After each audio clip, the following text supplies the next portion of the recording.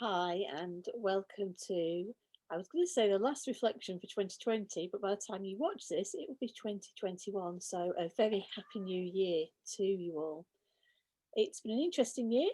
There's lots of things that I'm certain will be happy to leave behind, but there is also a lot of hope in the future for 2021. So, here's praying that things will be brighter. There is definitely a rocky road ahead for the next few months, but at the start of recording this, a friend who works in the local hospital has just been vaccinated.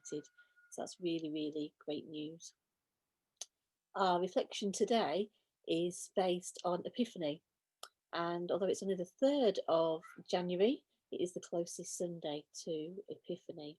So a few more days of Christmas yet. And if you're really orthodox, then you can keep going till February. I'm sure some of us will want to keep our lights to keep that hope sparkling there. So our reading today is from Matthew chapter 2, verses 1 to 12. In the time of King Herod, after Jesus was born in Bethlehem of Judea, wise men from the east came to Jerusalem, asking, "Where's the child who has been born King of the Jews? We observed his star at its rising and have come to pay him homage." When King Herod heard this, he was frightened, and all Jerusalem with him. And calling together all the chief priests and scribes of the people, he inquired of them where the Messiah was born. They told him, "In Bethlehem of Judea, for it has been written by the prophet, and you, Bethlehem, in the land of Judah, are by no means least among the rulers of Judah, for from you shall come a ruler who is to be shepherd my people Israel." Herod secretly called for the wise men and learned from them the exact time when the star had appeared. Then he sent them to Bethlehem, saying, "Go and search diligently for the child, and when you have found him, bring me word, that I may also go and pay homage." When they had heard the king, they set out, and ahead of them went the star, and they'd seen it rising, until it stopped over the place where the child was. When they saw the star had stopped, they were overwhelmed with joy.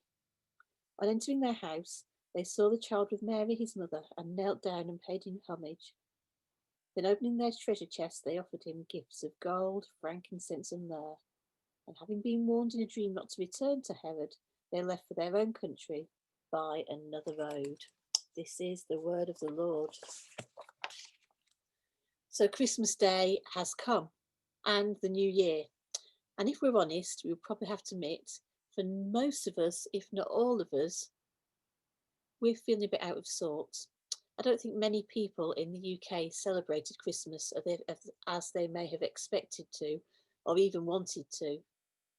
So many times we hear jokes and moans and complaints about having to be with family for Christmas and the funny little traditions we endure. And then along comes 2020 and blows everything out of the water. Or everything is taken away, and we suddenly realise how important it is to be with family, to have those silly traditions, and just to be together. Every year, I think we need to do things differently, yet every year there usually is a mad rush to buy our presents before the shops close, remembering to order a turkey in time, and if we're really organised, making a Christmas cake well in advance. Then there's the hard slog of writing all the cards, finding enough space to put up the ones we receive, partying, fireworks to welcome in the new year, endless amounts of food and drink, and the frenzy goes on for days and days, where we can't even remember which day it is. However, not this year. Shops closed before shopping was finished. Cards and presents got stuck in homes miles away from their intended recipients, and it seemed either people had too much food or not enough, depending on how the changing restrictions had affected them. But we got through so far, I hope.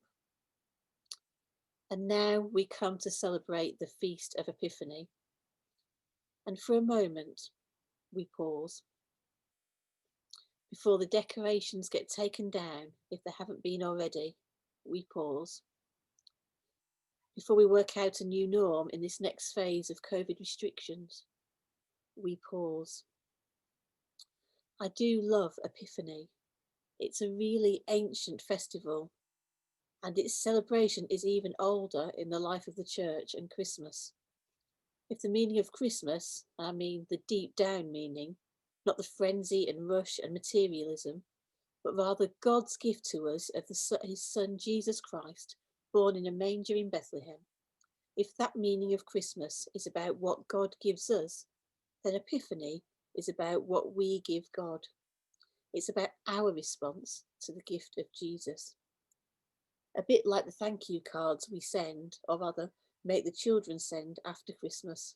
Epiphany is our thank you response to God. Matthew is the only gospel writer who gives this wonderful, colourful story of the wise men from the east bringing gifts of gold, frankincense, and myrrh to Jesus. And can I let you into a secret? We don't actually know they were only 3 wise men. We only know there were 3 gifts. And can I share another secret with you? I hope this doesn't cause too much upset. Brace yourselves. The wise men didn't actually see Jesus as a baby. The camels weren't that speedy. They were more likely to visit Jesus when he was a toddler, and in the Gospel it did say they greeted Mary, the mother, and the child. The wise men, in their response to Jesus, recognised his significance and packed before him gifts. Many a joke has been written about the impracticality of the gold, frankincense, and myrrh, but each gift had a significant. Gold, a symbol of kingship, of great value. Frankincense, a symbol of worship and holiness. And myrrh, the most difficult gift they could give to a mother, a symbol of preparing a body for death, showing that they had the foresight of what was to come for this young child. The word epiphany literally means showing or revealing. And in these gifts, the persona of Jesus is truly revealed, human yet God, king yet becoming a servant, full of life yet prophesied to die. In this story, Jesus is shown or revealed to the Gentiles, to people who've never heard of him. In our own increasingly secular society today, even here in England, there are people around us who have never really heard of Jesus and the loving ways of God revealed through him. This feast of Epiphany gives those of us with privilege to know that love of God a bit of a challenge, and you know I like a challenge. Do we give sufficiently of ourselves to God? Or do we just carve out pieces for him for a Sunday morning or a couple of times a week? Is our giving of ourselves in response to our God costly? And are we open to those around us, perhaps those who live in our own street or even our own family, those who are still quite a long way to travel to search for that love and truth? Are we open enough to help those that do need to travel on their journey, to go deeper, finding that relationship with God? And in our own spiritual journey, do we lay our own hearts bare, open to God, to seek and enable him to reveal to us each day his love? You may now be thinking, well, Sue, it's easy for you. You've got a collar and everyone knows that that's your job to do those things. That may be so, but I'm still human and I still find it a struggle. And yes, it has been immensely costly to me.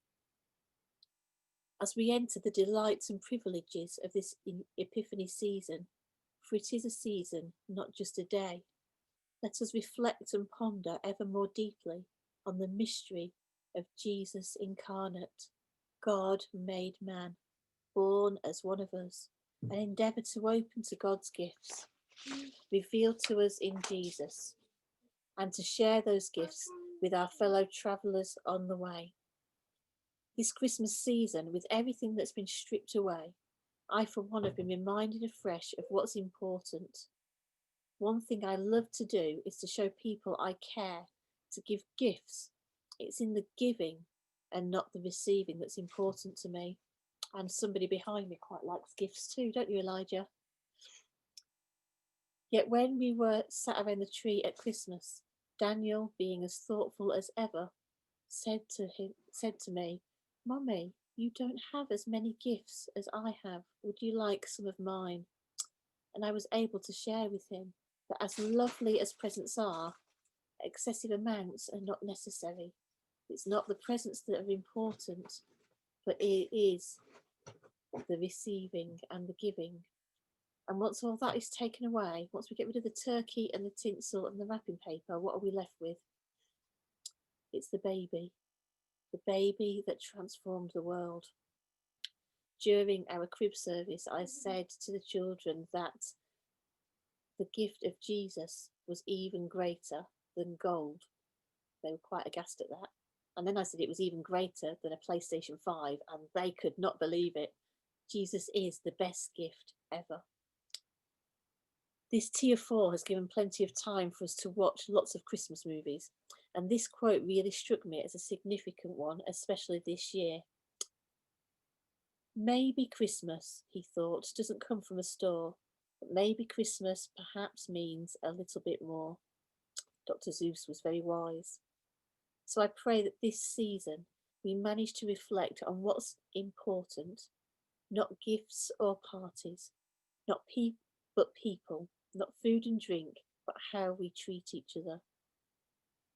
May we think about how we can give ourselves more to God this year, and may this season mean a little bit more to us. God bless and a happy new year.